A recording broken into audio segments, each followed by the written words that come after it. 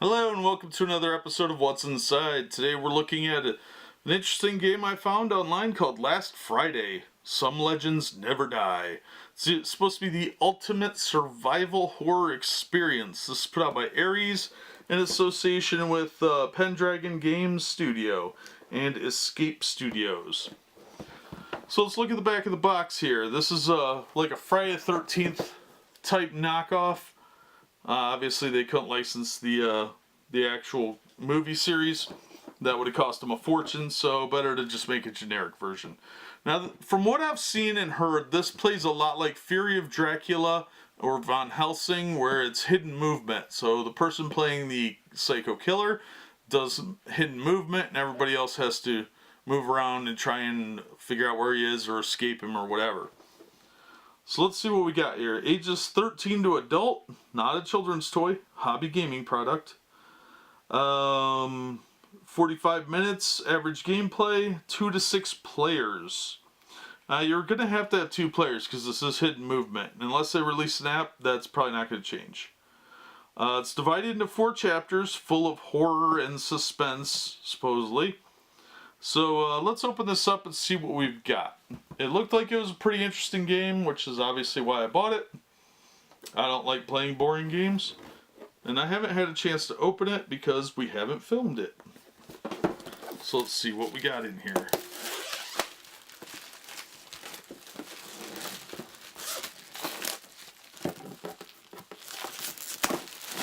Now this retails for around $50 as of this recording in 2017. I paid $25 for it because I bought it on sale because I'm a cheapskate. But you should be able to find it for between $25 and $35. I don't know if it'd be worth more than that unless it's a lot of fun. Which, you know, with these hidden movement games, it's kind of a mixed bag. I really liked Fury of Dracula. One of my buddies didn't, and another one seems torn on it. So, it does have a catalog here for their other games. So if you want to play some of these other ones, there's some like Lord of the Ring type games. There's War of the Ring, expansion, all that sort of thing. So they do have other games out. They do the Conan game, and what's the other one? They have a couple other games that are fairly popular, but that's neither here nor there. I'm not shilling for them. Nobody pays me to advertise this stuff because then I would actually be making money off of this channel instead of the like 11 cents I made last month. So I'm not in this for personal gain. I'm just here to show you what's in the packages and give you an idea and express my opinion on it. So if somebody wants to sponsor me though, I will gladly shill, but I'm still going to give an honest response. Because I'm too lazy to lie. That requires effort. So there's about 16-page rulebook. Different movement stuff, different characters, that sort of thing. Characters all look kind of silly from what I've seen, but they're stereotypical movie type characters. So here's the GM board, or the slasher killer screen, I guess it would be. It's got the killer on the front, and there's a base piece here. Oh, I can see this getting torn up pretty quick. This is not as thick as you would hope. It's not like a Dungeon Master screen. It's more like folded cardstock. So let's turn it around here. It's got some bloody spots here. 1, 2, 3, 4. And then these different openings. I'm sure something goes under there. Yeah, it's got pictured here. Something goes on here and this folds over. And a picture of some kind of weird Peanuts looking character with a weird bald head. So on the back here you've got a copy of the map, the different stages, and then I don't know what this is for, but I'm sure it's for something. So let's fold that back up. The imagery looks pretty good so far, although this is an incredibly generic image. They could have at least come up with some sort of motif. They didn't have to rip off Friday the 13th. They could have done something different. Here's some tokens. There's your killer guy. There's an axe, bloody prints, different colored keys. Sneakers, traps. There's a fair number of tokens for each one. 2, 4, 6, 7 of each of the lantern, the trap, the shoes, the noise token, and the shovel. Then you got 8 of these body tokens, 1 psycho killer token, 1 shoe token, 1 hand, 1 boat, 1 axe, 1 bloody footprint trail, 1 silhouette, and you've got 5 different keys. Oh, there's 2 more bodies, that makes it 10, and then a couple extra tokens. So, alright, not bad. On the back here we've got some bloody footprints instead of the listen, shovel, shoes, trap, and lantern. And on the back of the keys, the bodies, 2 of the bodies rather, and a couple of the other tokens, we have what looks like a slice of cheese. Oh, it's a tent. Looks like a slice of cheese. The art's not terribly good on some of these. Some of them aren't bad. There's the boat here, and then these are on the back have like the killer guy. The cardstock's thick. I'll give them that. This is good cardboard. But some of the imagery could have been a little better. Here's our board. Okay, this is pretty big. It is 6 square board. Hinging's pretty good. There's lots of little locations, lots of movement. Let me try and maneuver this. There's a track here. And there are the different buildings. And like this one has a blue lock on it, so you need the blue key. So you probably have to find the different keys to get in the different buildings. And there's like where the cars are, sort of thing. And there's a little lake in the center. The lake I thought would be bigger, honestly, but it's incredibly small. It's barely bigger than my hand.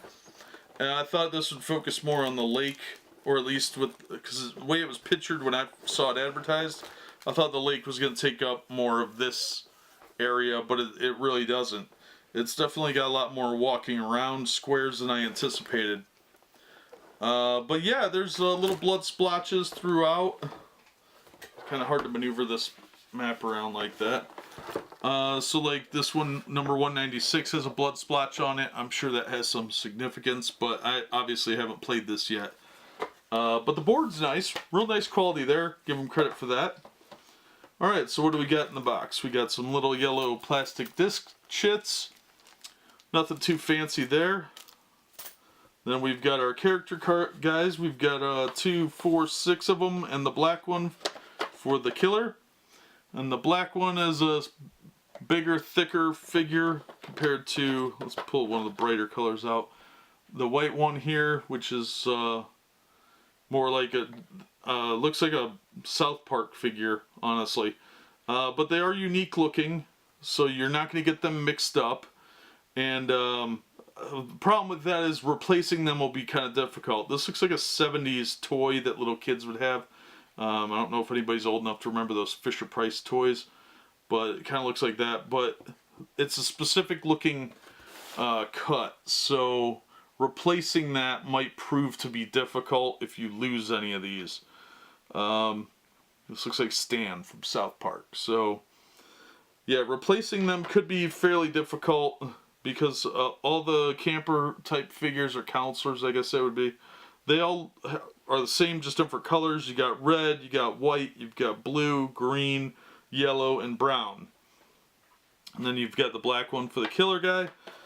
But those are very unique looking. Now there's little tray areas in here, which I'm not sure what they're for, because I don't see any dice or anything, unless there's something hiding underneath here. There's not. So I don't know if this is just designed weirdly, or if maybe there's pieces missing or something. But let's look at these cards. Let's get this box out of the way. I want to check the back first. Yeah, I guess this is just for like tokens or something. I don't really understand the layout of that box, but I guess I don't have to either.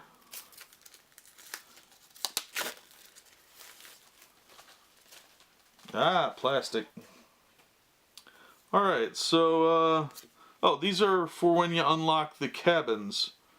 Their layouts, this one's yellow, and then there's a red one. And on the back is a slightly different one, like there looks like there's a secret door or something. So there's different image on both sides. Like the pre-crime scene and the crime scene. These have like dead bodies on them, and these don't. So there's the different colored keycard rooms. These could have been thicker. They're just like, they're not even trading card thickness. These are real flimsy. I really hope if they do a second edition of this, they make the quality a little better. Because these are really garbage. These are going to get torn up fairly easy. Don't spill anything on these. They will destroy them. Alright, let's look at the character cards. See if I can get this open easily. Alright, we have Susan. Alright, well, let's look at the pictures here. We got Sam. Sam loves good food and companionship. Under his conventional appearance lies a deep person who is attentive to the problems of others. He came to Camp Apache just to have a good time. Suspicious. After using a shovel token, he can reveal one clue token to all players from anywhere in the camp. So Sam sounds like he's pretty useful. He's got some different images here. And then we've got Alice. When the maniac removes a bear trap, she must move one white dot. Alright, so she's fairly survival enhanced. Then we have Jack. Sprint. When using a sneakers token, he moves 2 additional white dots instead of 1. And we've got Max. Max is concentration. When he uses an acute hearing token, the maniac must reveal his exact position if he is in one of the adjacent numbered circles. Then we've got Annie. Impulsive. After placing a lantern token, she can move 1 white dot further. We've got Jason. Shrewd. After placing a bear trap token, he can move 1 white dot further. We've got Ned. Ned's got a motorcycle. Awareness. When he removes a corpse token, the other campers must move 1 white dot. We've got Daphne. Precision. She can place a bear trap token at 1 distance of 2 white dots instead of 1. We've got Kelly. Sprint. When using a sneakers token, she moves 2 additional white dots instead of 1. We've got Bill. Bravery. After he removes a corpse token, he can move 1 white dot further. We've got Matt. You'll note that the picture here is a sign that says Camp Apache, and the other one says Elm Street. Matt. Nosy. For each clue token collected, he reveals another clue on the board to all players, then replaces it face down in its original position. We've got Marcy. Determined. She can use 2 clue tokens in the same turn. We've got Steve. Cool guy with guitar. Recycling. Once in each chapter, he can collect a lantern token from the game board and place it in his camper card to reuse it. We've got Brenda. Sprint. When using a sneakers token, she moves 2 additional white dots instead of 1. Then we've got Susan, lastly. And hers is heart-rendering cry. When she is eliminated from the game, all campers must immediately move 1 white dot. Alright, so that's kind of horrific. These also, like those other cards, are very thin. These should have been made out of cardstock, honestly. I know there's a lot of them here, but they probably could have taken a few of the characters out and made these thicker and paid the extra for that. I would have been willing to pay a little bit more money for that, but that's just me. I think those are probably going to get destroyed fairly easily. But that is everything in there. The game board's really good quality. The rest is and the pieces, the movement pieces, these are wooden, I believe. those are really good quality.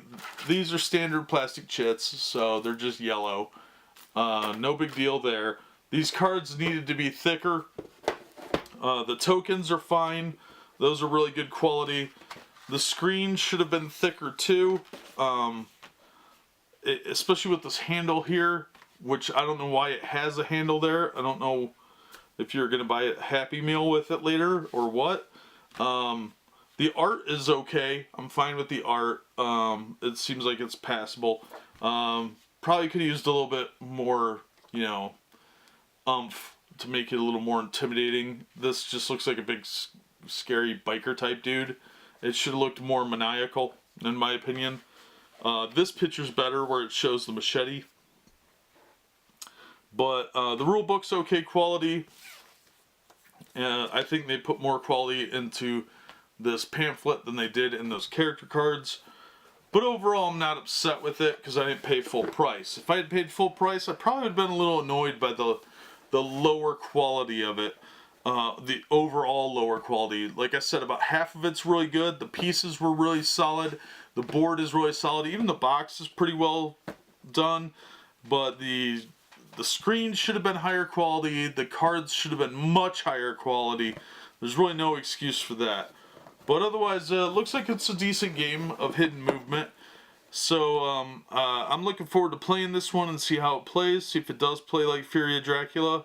Because that's why I got it. I really like that game. I thought this one would be another good one to play like that.